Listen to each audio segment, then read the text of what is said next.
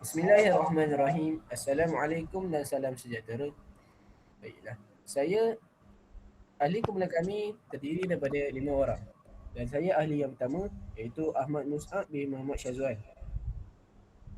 Saya Alif Aiman bin Harun. Saya Fatina Biha binti Mohsin. Saya Aina Badrisyah binti Syed Zainal Abidin. Saya Fatina Sarfina binti Ghazali.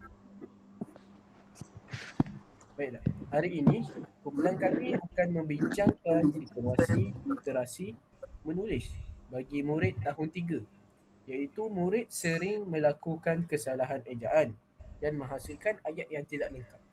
Jadi, apa pendapat ahli kumpulan tentang peringkat literasi murid ini?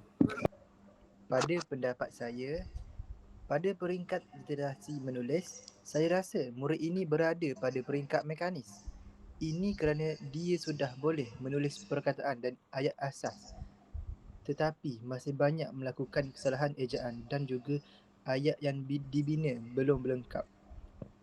Murid masih memerlukan latihan untuk menguasai kemahiran asas menulis dengan betul. Betul tu Aiman. Selain itu, punca masalah mungkin kerana penguasaan fonologi dan ejaan masih lemah. Murid tidak dapat memadankan bunyi dan huruf dengan betul. Tambahan pula, kurang pendedahan membaca menyebabkan kosakata mereka terhad. Jadi, ayat yang dibina pun tidak lengkap. Baiklah, jadi untuk membantu murid ini, saya mencadangkan beberapa strategi.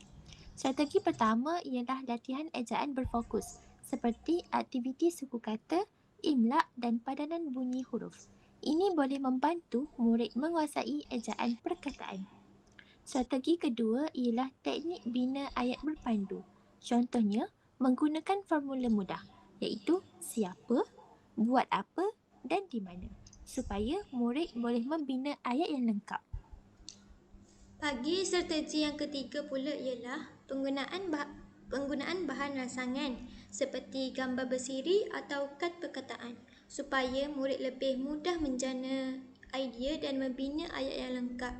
Kesimpulannya di sini, murid berada pada peringkat mekanis kerana masih belum menguasai ejaan dan pembinaan ayat asas. Dengan strategi yang sesuai, kemahiran menulis murid boleh diperbaiki. Sekian itu sahaja daripada kami. Terima kasih.